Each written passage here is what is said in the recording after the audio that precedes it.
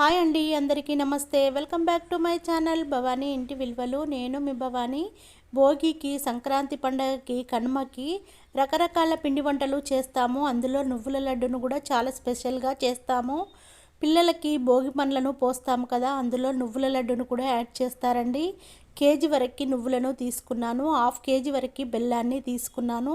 బెల్లం తురుములాగా కట్ చేసుకొని పక్కన పెట్టేసుకోవాలి. చూడండి, ఇలా తురుములాగా రెడీ చేసుకొని పక్కన పెట్టేసుకోవాలి. ప్యాన్ వేడైన తర్వాత నువ్వులని సగం వరకు వేసేసుకోవాలి.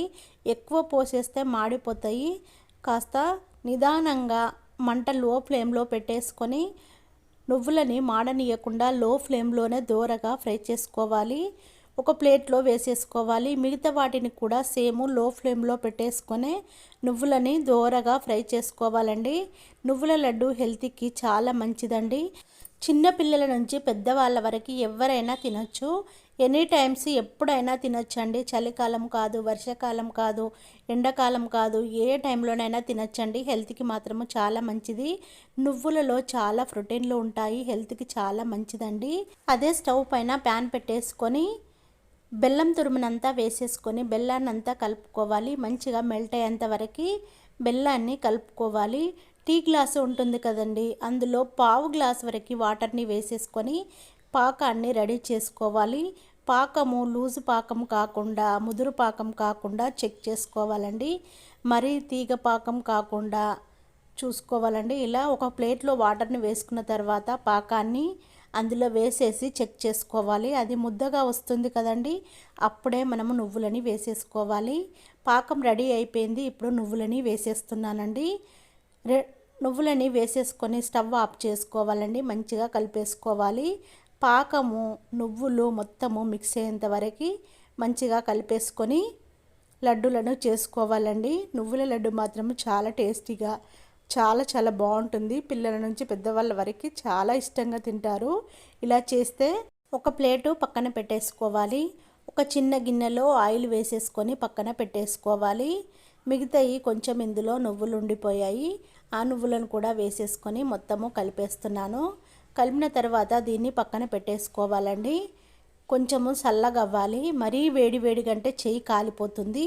చేతికి ఇలా ఆయిల్ అంతా అప్లై చేసుకోవాలి. అరిచేతులకి ఆయిల్ అంతా రాసుకున్న తర్వాత కొంచెం కొంచెంగా తీసేసుకొని లడ్డులాగా చుట్టాలి. లడ్డులాగా రెడీ చేసుకోవాలండి. ఇలా రౌండ్గా చేసుకోవాలి. చేసుకొని ప్లేట్లో పెట్టేసుకోవాలి. అక్కలు చెల్లెన్లు చాలా జాగ్రత్త అండి, చేతులు కాలుతాయి, రెడ్గా అయిపోతుంది. చూడండి, నేను చేస్తుంటేనే నా అరిచేతులు అయితే రెడ్గా అయిపోయాయి. వేడి వేడిగా ఉంది, కానీ చాలా జాగ్రత్తగా చేసుకోవాలండి. ఇది చల్లగా అయిపోతే లడ్డూలు రావు. మళ్ళీ టెన్షన్ పడకండి, దీన్ని మళ్ళీ వేడి చేయాలి. అది ఎలా వేడి చేయాలో నేను చూపిస్తాను. అది ఎలా మెల్ట్ అవుతుందో స్టవ్ పైన పెట్టేసుకుంటే లో ఫ్లేమ్లోనే మనము వేడి చేసుకోవాలి. నేను చూపిస్తాను. ఇప్పుడు అన్ని లడ్డూలను ఇలా రౌండ్గా చేసేసుకొని పక్కన పెట్టేసుకోవాలి.